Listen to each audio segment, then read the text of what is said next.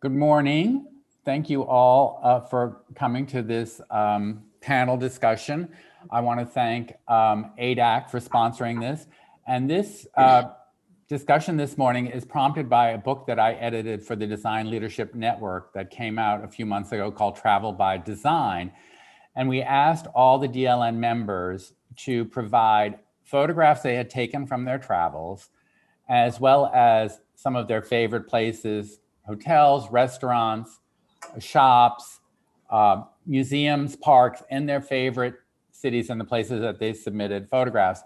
And the book came out, as I said, a few months ago. It's published by Assouline. And I think there's going to be a link that you can go online if you want to order a copy. So we're going to be talking about that book a little, but also I have three incredible guests with me this morning. We have Beth Webb from Atlanta. We have Andrew Law, who's a designer and architect in DC and New York. And we also have Nikki Papadopoulos, another Atlanta designer. And they all contributed to the book. They've all contributed information, their images, and we're going to go through some of that. You know, travel, as we all know, and no one's more frustrated than me, is something we haven't been able to do as much as we wanted to over the past year.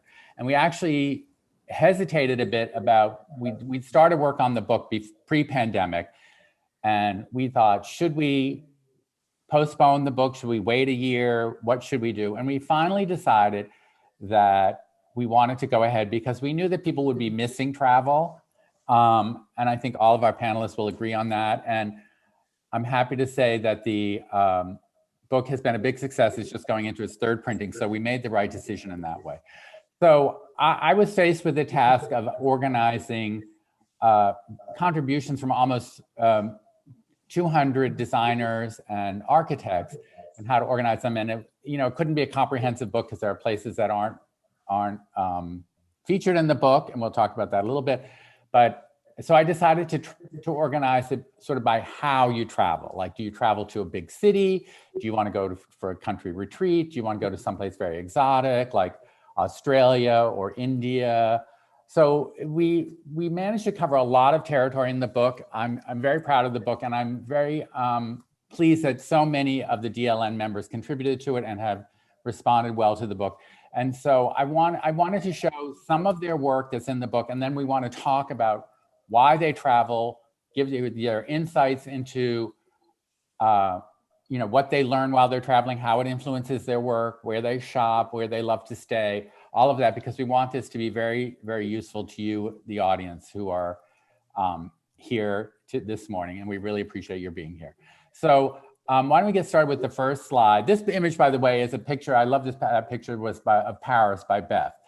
These are some pictures of Venice by Andrew Law, as you can see. And I want to talk, it's interesting, Venice is one of the places that I most long to go back to.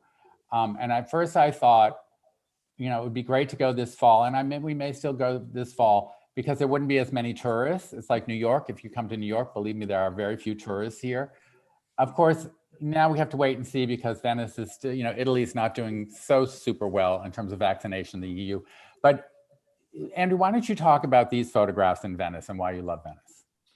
Well, this was a trip from a few years ago, actually. And this was, I've been several times. I think this trip was during the Biennale.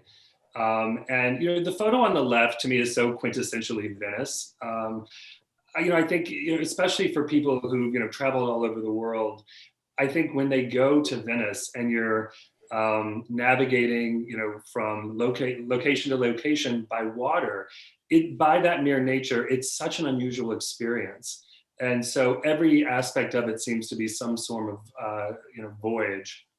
And, you land at San Marco Airport and, the first thing you do is either get on a Vaporetto, or a ferry, or, make arrangements for a water taxi. And, you're just immediately transported to a new world. And, you arrive in Venice and, it really is just incredibly magical. The colors are very different. The architecture is, beautiful, but it's all kind of dappled in this reflective light off of the water.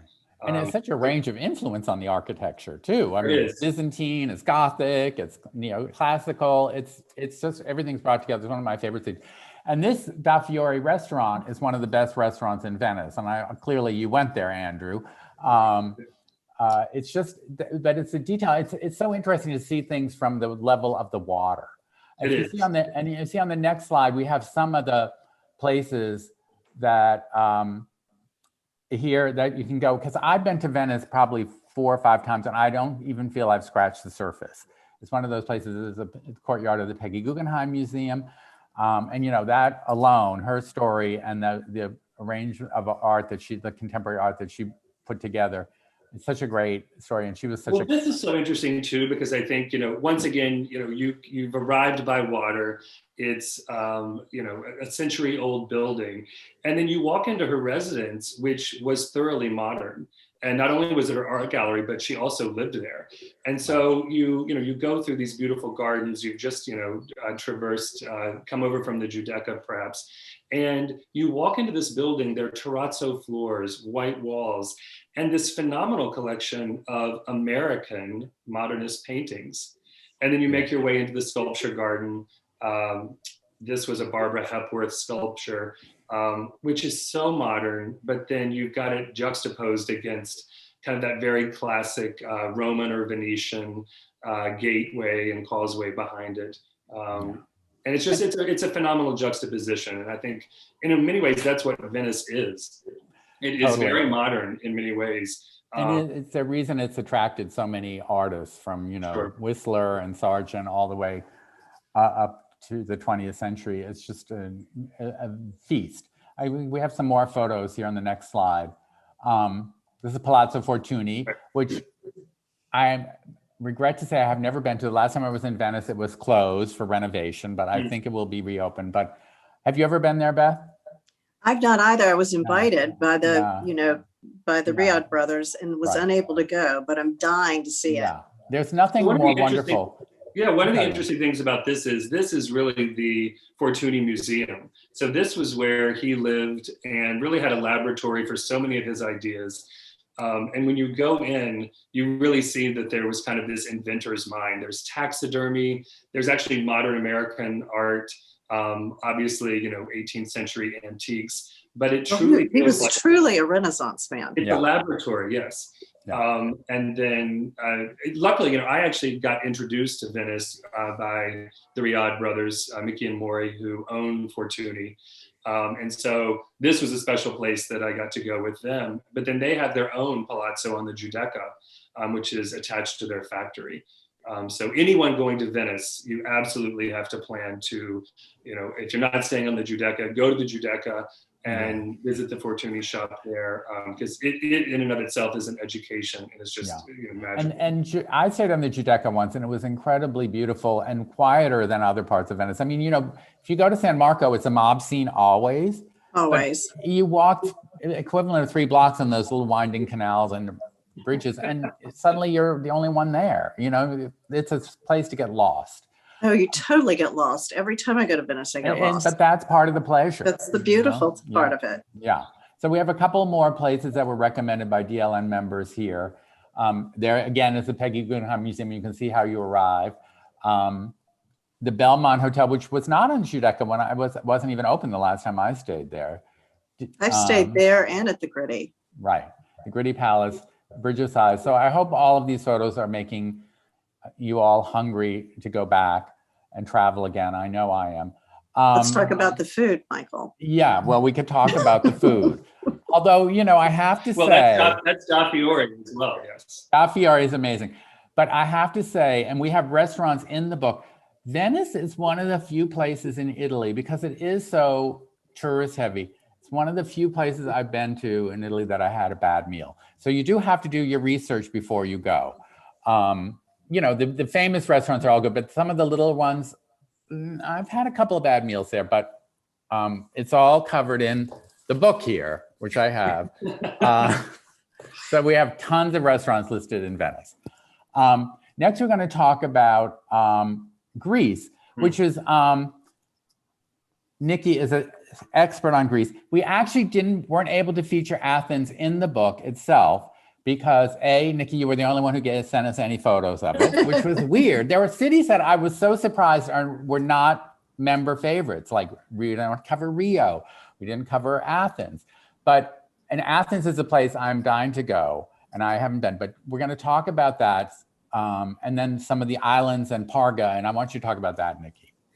So, I mean, Athens, I'm sad that it didn't make it into the book, but So am I. I think that a lot of people just sort of see it as a place to connect, Right. to get to an island or whatever beach they're trying to get to. So I think, people maybe stay overnight, go to the Acropolis, and then leave the next day. So, fortunately, my husband's family is kind of based there, and that's our home base. So we spend a lot of time in Athens, and there's so many wonderful neighborhoods to just get lost in that really go beyond, sort of the usual tourist sites like the Right. Acropolis and the Acropolis Museum, which are incredible. The new museum is amazing.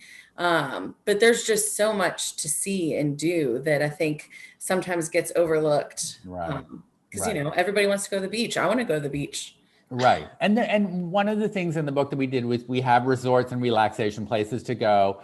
And we're going to show in the next slide, you'll see some of Nikki's favorite places. Who doesn't want to be here? Yeah, I want to be there. I remember that day. Do you go to Greece often, Nikki? We do. I'd love to say that we're able to go every year. It's a little complicated, and sometimes we have to skip years. But we go as often as we can. My husband and I both still have family there, and lots of friends. So, we haven't been since 2019, obviously. Yeah. But hopefully we're going to make it there this summer. Right. Great. And the next slide, here's some more Nikki's photographs that just make you want to go there. I believe the one on the right is Parga. Is that true? Is that correct? Yes. And that is, the great thing about Greece is I feel like it's so diverse in its Right. architecture. Right. Parga and like Corfu, they had a lot of Italian influence. It was actually Corfu was part of Italy for a very long time before it was turned back over to Greece. So there's a lot of color. It's very bright. And a lot of these cities have maintained architectural control. The photo on the right is the island that I'm from, which is called Simi, which was a part of Italy until after World War II. Also has a lot of, Italian influence in architecture. So not everything there is just, whitewash and windmills. Right. Well, Right. This so is much a of that different is kind of. so beautiful. It's nice. I think I wanted to be able to share sort of the diversity. Right. And what I love is this is a place you can go to and relax, but also learn and be inspired and see something new, I think we're all familiar with the whitewash things with the blue domes, the classic Santorini, whatever. Right. That sort of Greek thing, but this was such an interesting part. And Parga is not actually an island. Is that correct? No, it is a part of the mainland. Which I had never heard of it. I was fascinated to discover this, putting the book together. I learned a lot, let me tell you. Yeah, it's a great beach town that my sister-in-law grew up going to with her family. And when one of my nephews was getting married, they chose to get married there. Actually, that image in the middle with that tiny little church on an island, that's where they got married. And we fell in love with it and have gone back several times. That's where we had my son's baptism. And it's just like, it's such a great family spot. Like there's great beaches. It's close enough to the mountains where you can do like great hiking excursions and day trips. It's easy, like, kind of like Venice. A lot of places in Greece are only accessible by boat. So even if you're on a smaller island, you may take a water taxi to get to a different beach, for a day trip. So there's things like that you can do, excursions from the mainland to get to smaller islands and, just have a great day out in the sun. And I think the next slide has some of your favorite restaurants. These are some of our favorite restaurants in Parga. Greeks, we like to cook and we show our love that way. And, it's one of those things where it's like, yes, I have had a bad meal here and there, but for the most part, it's few and far between. Yeah. Fantastic. So, and this is one of the things that I've been using the book, even planning trips, because there are so many places that I did not know about before, including Parga is a good example. Restaurants I wasn't familiar with, even in Paris, places that we know we're going to get to Paris and whatever. But the book is a great resource, and this is the whole idea of the drawing on the DLN members, because they are so widely traveled and have such sophisticated eye. I mean, the idea for the book was that basically that you designers and architects see the world a little bit differently than the normal person might, and that you have a more sophisticated eye, which I think the visuals in the book prove that, but also you suss out places, resources, you do your research. On the next slide, we're here in Tokyo. Beth, now you've been to Tokyo and Kyoto. We're going to get to Kyoto as well. But talk a little bit about what you get out of Japan and what inspires you about Tokyo. Well, Japan, is not easy. It's not an easy trip, and it's not easy to plan it, and it's not easy to get there. And it's always been on my bucket list. And so when the Soane Museum, offered this trip up, and they do a terrific job, just like the DLN, of a totally curated trip for not only their board members, but for architects, interior designers, like-minded souls. So, I've been dying to do Japan for a long, long time. I had just met my now husband, Chuck, and he did not like it when I went to Portugal without him. So he decided he was coming along to Japan with me. Now, this is a man who eats peanut butter sandwiches every day and who has a very sort of limited food palate. So Japan for him was like going to Mars. Although, for me, it was one of the most inspirational trips I've ever taken.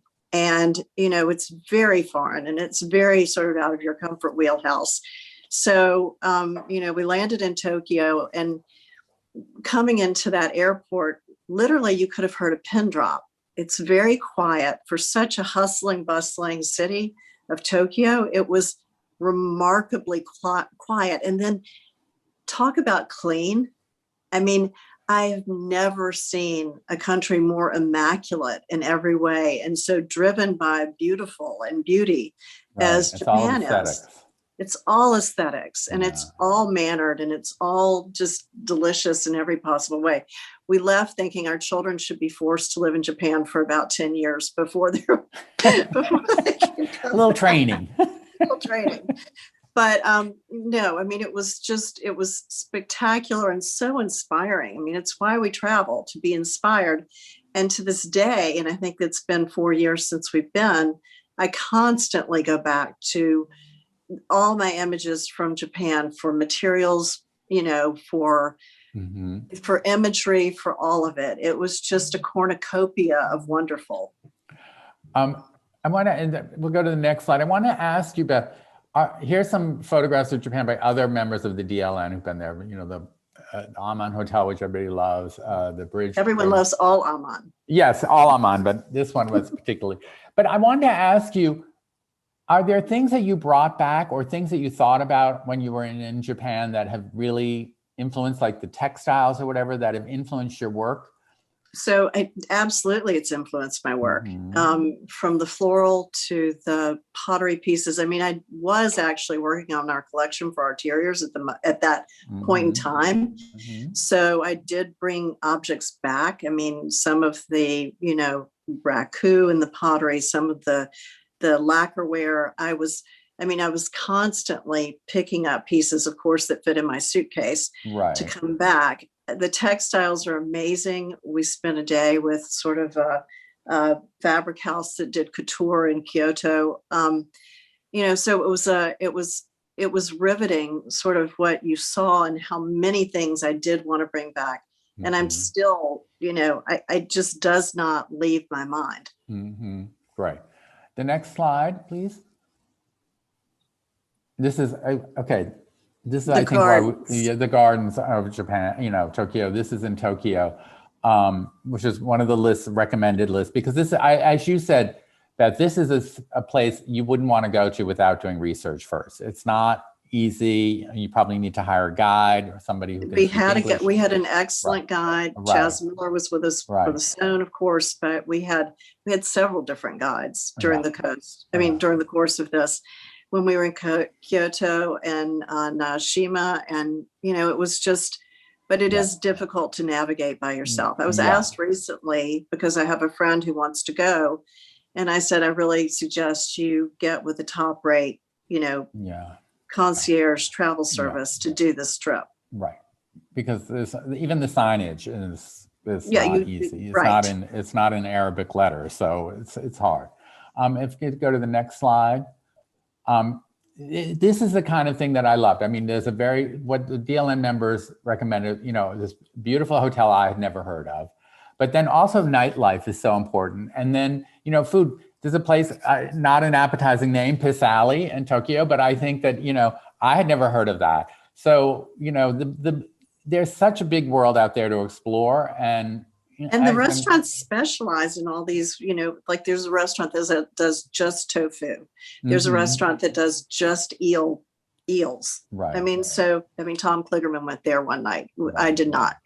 But, it is even if you think you're an adventurous eater, Japan will sort test of you. push your limits. I'm Yes. sure. Okay, on the next slide. And this is one of my, probably my favorite city in the world, Rome. And we have stunning images of Rome in the book. But what's interesting to me is how many places I wasn't familiar with in Rome that are recommended in the book. So do you guys want to talk a little about some of your favorite Rome places? All of it. Pick one. And Rome, I have to say, is a place I've never had a bad meal. It is true. It's funny. Never. Every once in a while, I'll talk about the fact that, at some point in my life, I'd love to spend 3 months in Rome. So you can really immerse yourself, really discover it. Also just become more, familiar with it. I feel like, each time I'm there, there's a little bit of rediscovery. The last time I was there, I stayed at the Hassler, which is right on the Spanish Steps. Right. And you feel, you're just in the heart of all of it. But the food is incredible.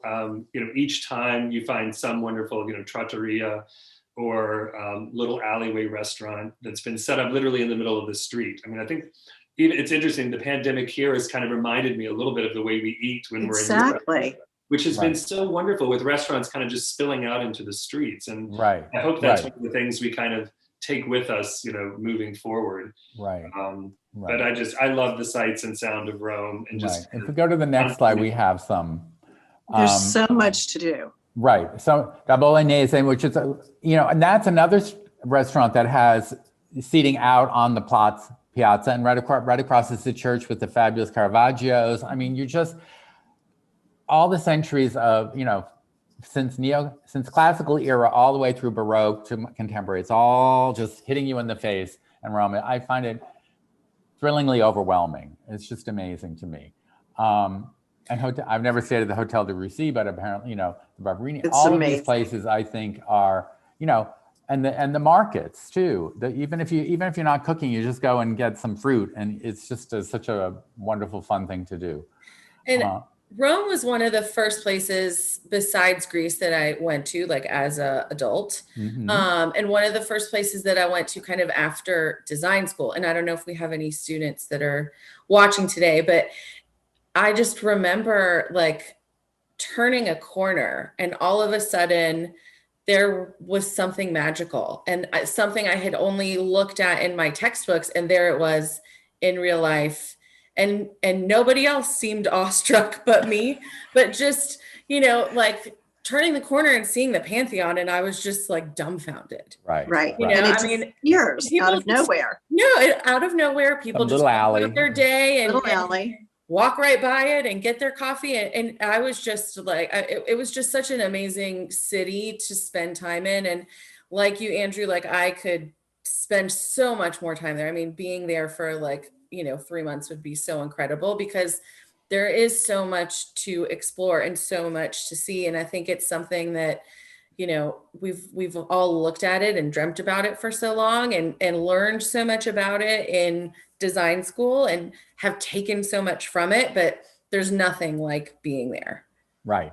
And the amazing thing about travel, to me, what I love about travel is it always does make you want to go home. By the end of the trip, you're happy to go home. And it makes you, even though you've seen these cities you've never seen before, or aspects of cities that you've not seen before, when you get home, like when I get back to New York, I start noticing things in New York City that are kind of wonderful and marvelous. And I think that it just opens your eyes to everything. It's true. And I think it does let you kind of see your own. I think, we all get jaded or used to seeing. Right. what we You see walk every by day. it 100 You times. travel and all of these things that you've noticed, I think on your travels, I'll land at National Airport and come up Embassy Row, getting to the house. And it's like, there's this phenomenal, body of architecture in Oh, Washington. DC is a beautiful And city. inevitably, I always land and kind of fall back in love with DC because DC is so European in its scale. Right.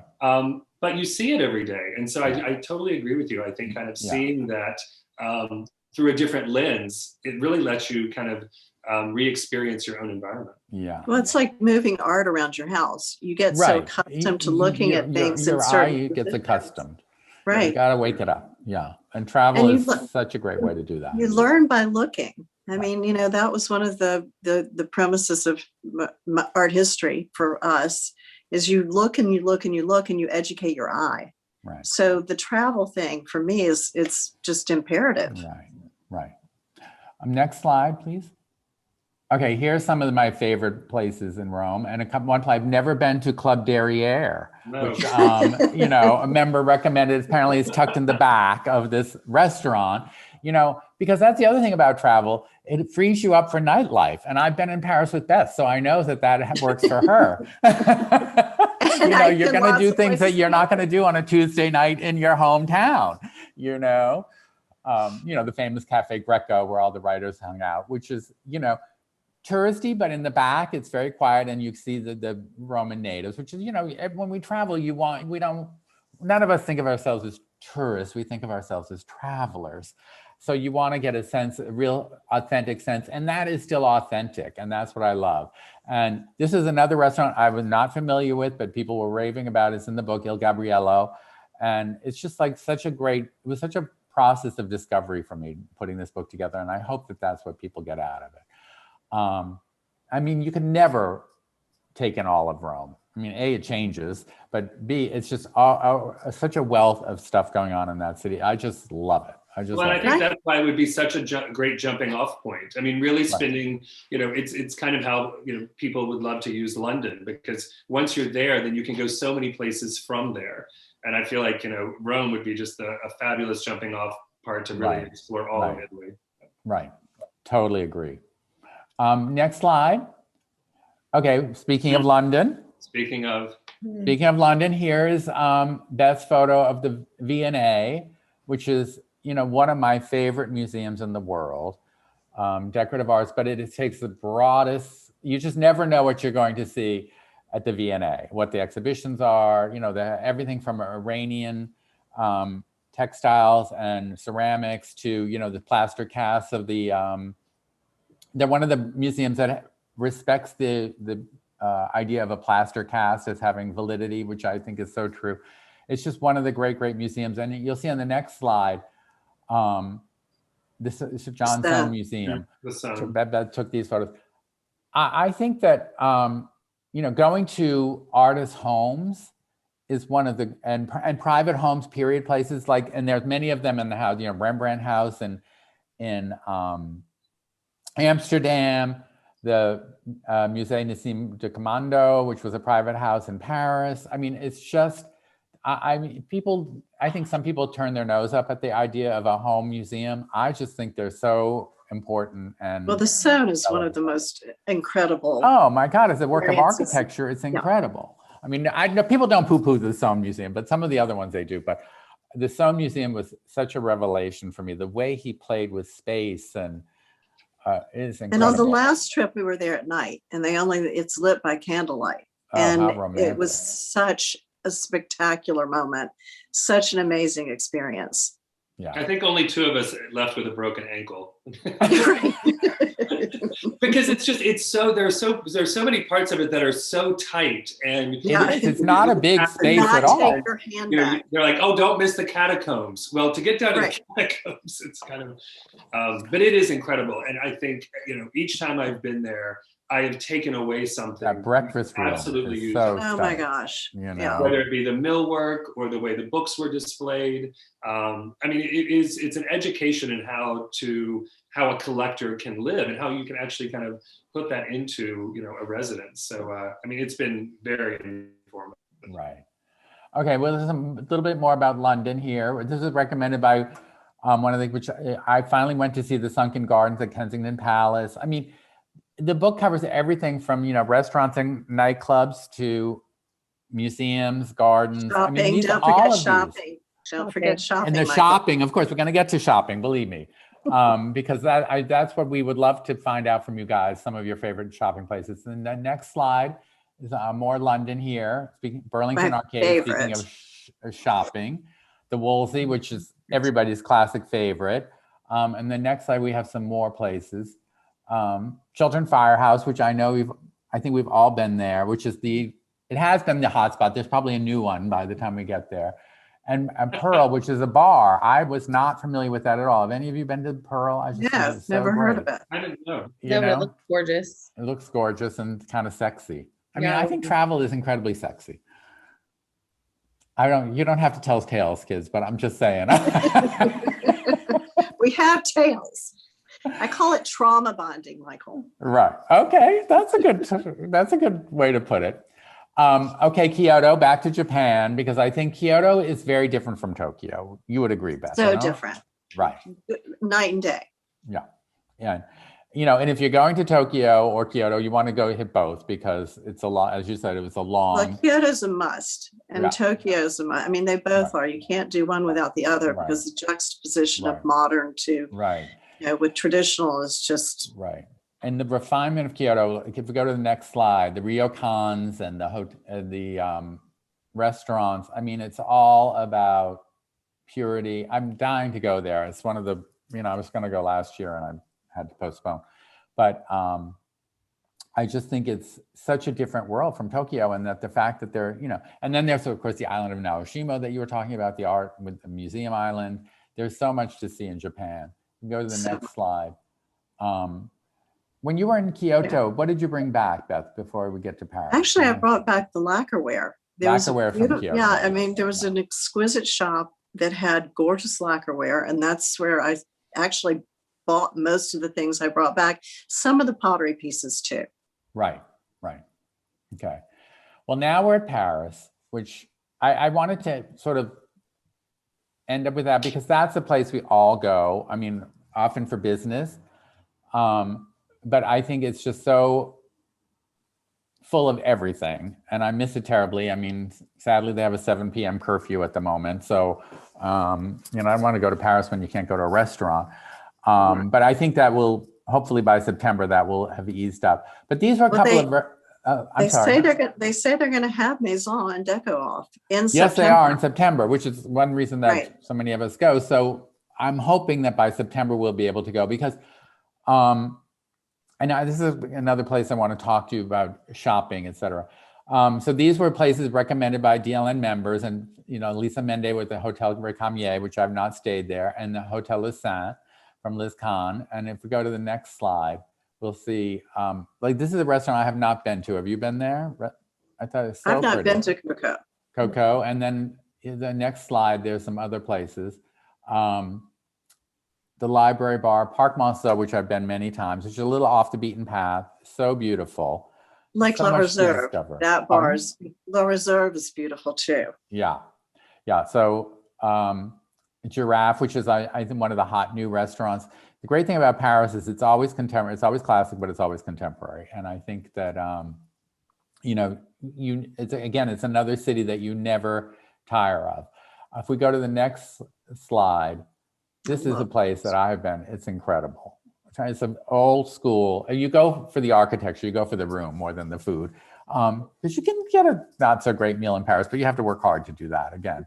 But I'd love to talk to you guys about where you go shopping while you're traveling and what you bring back, what works, and what mistakes you made or things that you brought back that you think, oh, this doesn't work out of context.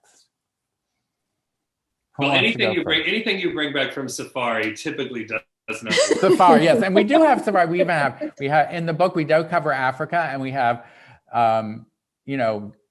some of the places that will book your safari for you, because that again is a trip that you really have to plan out ahead, and some of the travel services to help you. But you think lion skins aren't something that you're. Well, I remember, it's funny when you first started the book. I remember we had a meeting, and you had said something to the effect of you couldn't believe how many DLN members had actually been on safari. That it was just crazy how many people had done that, and it is so otherworldly. I think when you do get to travel, the ability to kind of, as Beth, going to the Far East, you do want to push your boundaries and you want to experience things that you really haven't experienced. But yeah, I think it is tough, even when you're in the Bahamas or whether, somewhere as far as South Africa, you really do just kind of have to kind of keep context in mind. I mean, I have a basin full of things that that you just feel like you had to have. Right, exactly. Like that alabaster really from just Valley of the Kings. Do what, Beth? Like that scarab from Valley of the Kings when you were running the gauntlet to, through all the vendors. Right. Well, that's the other thing that's kind of funny, because we've all had the ability, fortunately, to kind of travel together. When you get this group of interior designers together and there's, one or two marketplaces, suddenly people start trying to get up maybe just a little bit earlier. And it's a little competitive problem. So there's this sense that, oh, well, if I don't buy that, somebody else might. So I think we've all maybe made a few little mistakes. And what do you look for when you're like, do you guys ever travel with clients to go shopping? Yes. And where do you take them? London, Paris? London, Paris, New York. I try to limit. Yeah, right. That's been one of the interesting things about the pandemic is the inability for our clients to kind of experience and see. And one of the things we love to do with our clients really is it's not even necessarily just taking them to see a specific piece of furniture that we're speccing or we want them to see, but it's taking them to the ateliers and the studios of the weavers or the rug makers that, or the sculptors where, unless you've really experienced that, it's kind of hard for them to appreciate the artisanal aspect of, of a piece that's sometimes, a significant investment. And so I think that's been really tough for us. And I actually said that to McKinnon and Harris when I did the tour of their facility in Richmond. I was like, everyone should have to do this because then you really understand the value of that piece of furniture. The same why it's thing. So expensive. When we were in Italy last, we were invited to the Loro Piana factories. I will never complain about their pricing ever again after what I saw. Right. The level of craftsmanship that goes into each item is staggering. Right. So exactly to your point, Andrew. And meeting the people behind the product, right?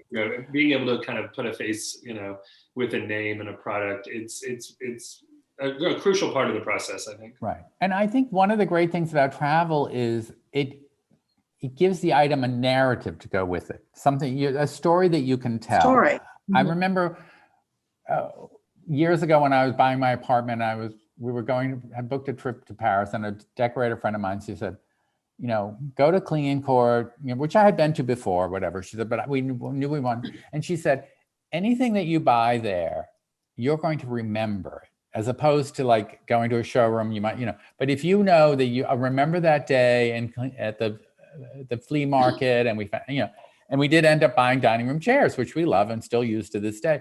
But it just adds so much richness to the experience of even owning something. So when you travel, when you go to Paris, London, go to the flea markets, go to the ateliers, what do you think, what are you looking for? Is there anything specific that you're looking for? Is there a place that you visit every time you go to Paris or go to London? I feel like anytime I go looking for something specific, I don't find it. So inevitably, it's like that dress. Yeah. So inevitably, I kind of just try to go in with an open mind, and it's more, information gathering and being able to recall back and say, oh, remember that great table I saw, and I took a picture, and I can, scroll back through and find it. And it may not be for another 9 months before I can place it, but just being able to go and see what's available and what's new and what's interesting. And it's the same thing with like a factory tour. I love when we're able to go on these incredible factory tours And being able to have that knowledge and that narrative of being able to experience it. Mhm. And just, it's the same. You bring it to a client and you can speak to it so much more intelligently. And, it's that art of finding something special that, I think that that's what our clients rely on us for. Right. One of the best few days I've ever spent in my life was actually with Charlotte Moss in Paris. And it was so interesting to see how organized Charlotte was. And she was shopping for clients. She had her iPad, she had her list, she had all the plans, all the dimensions on her iPad. She had her driver, she had her agenda, and she flew through it. I mean, I was Mhm. lucky enough to just hang on to her coattails the whole time. But when I shop with clients, I do the same thing. Shopping for me personally is one thing. I go like Nikki does and Andrew with an open mind, and you're just out there to see whatever inspires you. But most importantly, it's that thing you've never seen before. Right. Um, Right. But with a client, you have to be much more deliberate, and I have that agenda. And if it's New York, I have a driver, and that Right. client is with me. And I'll never forget the day I was in New York and the client wanted to go shop for the house. And we found this extraordinary dining room table. It was $250,000. Whew, that's And extraordinary. it was an extraordinary table. Mhm. And the next morning at 6 o'clock, my phone rang, the hotel, like the landline. And it was the client. And she said, "Are you sure? Are you sure? Are you sure? Are you sure?" I'm like, I better be damn sure, because Exactly. that'll be the biggest mistake I've ever made in my lifetime. So, Yeah. yeah. But it's interesting to me that the things that you see, like you were saying, Nikki, even if you don't buy them at that moment, it makes you think in a different way. Have any of you ever bought art while you're on travel? Because that's another thing Yes. people ask about that. How is that? How does that work?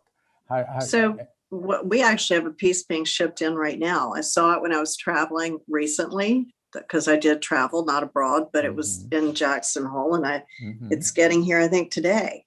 But I'd seen it and then I wanted to try it. And we had another piece we found in Switzerland. I found it on First Dibs actually for a client in New York.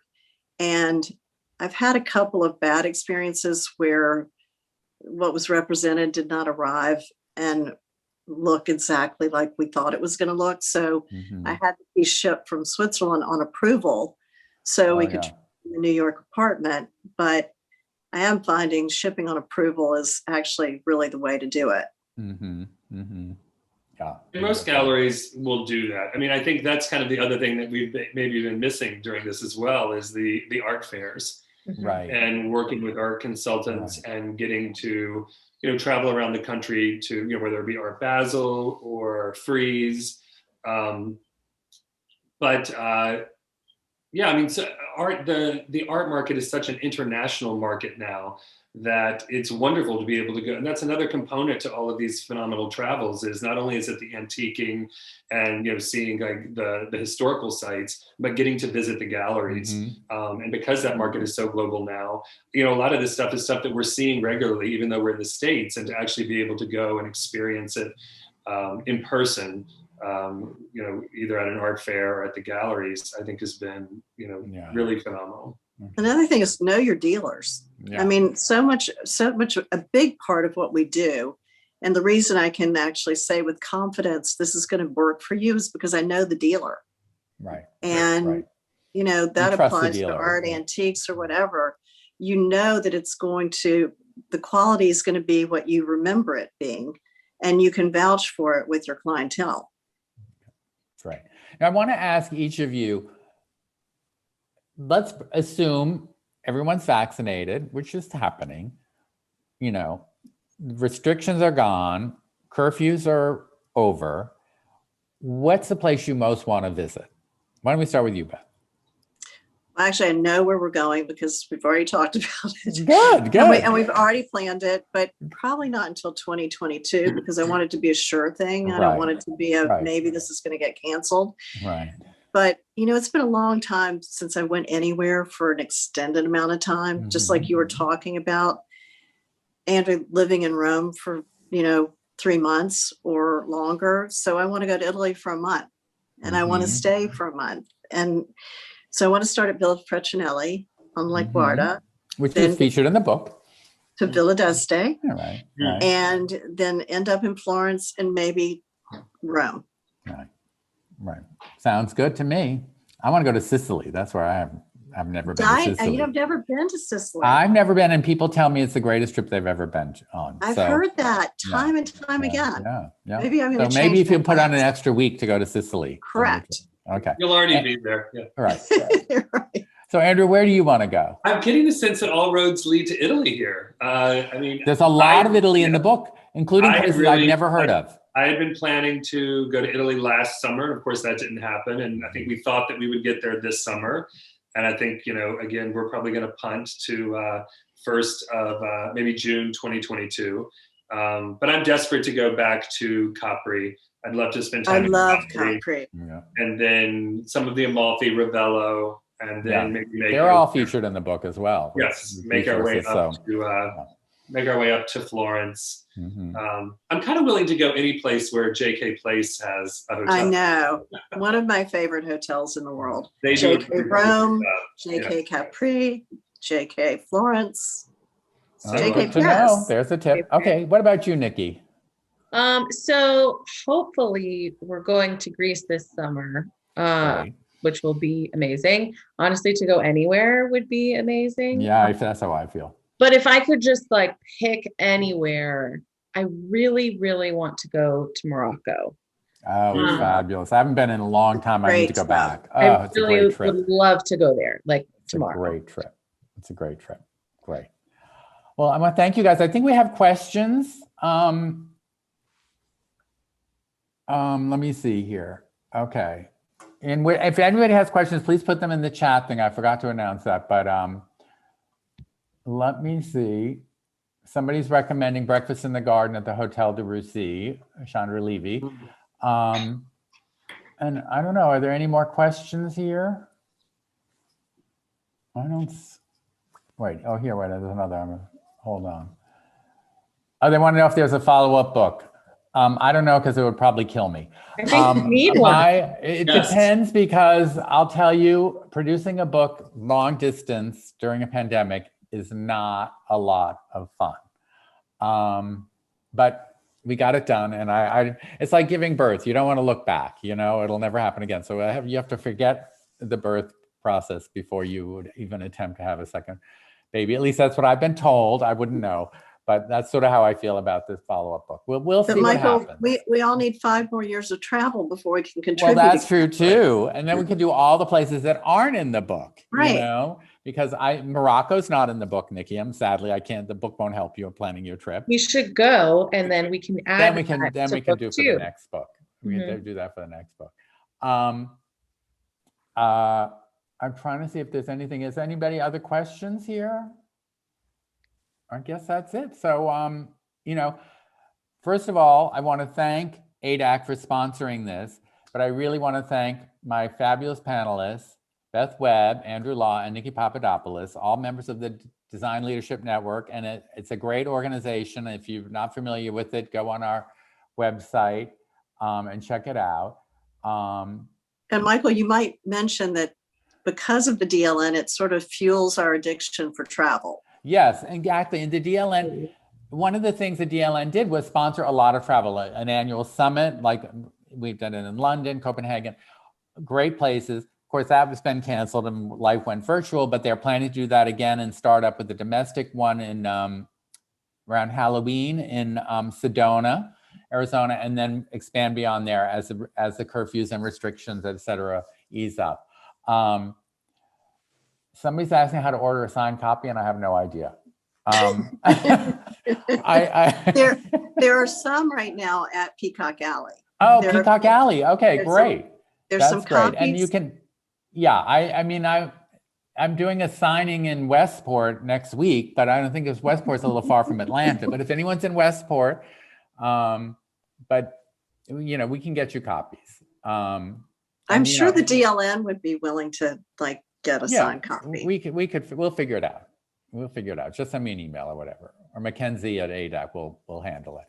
But I guess that's it. So, thank you for attending. Thank you for your kind words about the panel. I'm glad people enjoyed it. And really, let's all hit the road. Well, I'm looking forward to traveling with all of you and seeing you all again. I am too. Yeah, absolutely. And if anybody wants information on the Design Leadership Network, you can go on their website, and it has information about what we do and how to become a member. And I think it's a really great organization. So, and Yes. thank you to ADAC. I'm sorry I'm not there in person. I've loved going to Atlanta, and I've had such wonderful experiences at ADAC. It's a great design center, and it's one of my favorite ones, actually. And so thank you, Mackenzie. And oh, here's a question. Somebody wants to know favorite places to visit in the US, because we do have US places in the book. So why don't you each give a quick response to that? Favorite place in the US?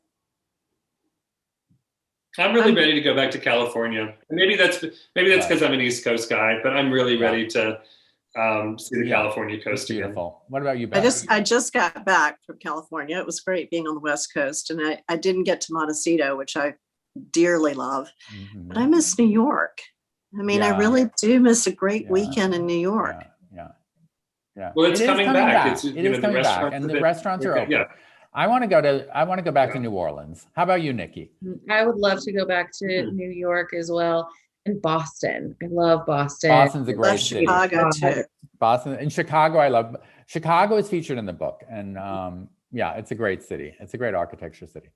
All And right, well, Aspen and Jackson Hole. Jackson Hole, and, there's a lot of places. Which We is actually have a wonderful. fair number of The places places in we the wanna US. be. Wisconsin is featured. There's places in Wisconsin. I just went to Wisconsin for the first time. It's Yeah, gorgeous. So gorgeous. So don't forget the US, and it's good travel there. I think that's it. I think there's no more questions. Let me just double check. See America first. See America first. See USA in your Chevrolet. All right, guys. Thank you so much for this. And again, thanks Mackenzie and everyone at ADAC for putting on this presentation and letting us share some great travel memories with you all. Thank you. Okay. Thanks, see you guys. Thanks, Michael. Bye, guys. Stay See you well. soon, I hope, in person. I hope Bye. it was too.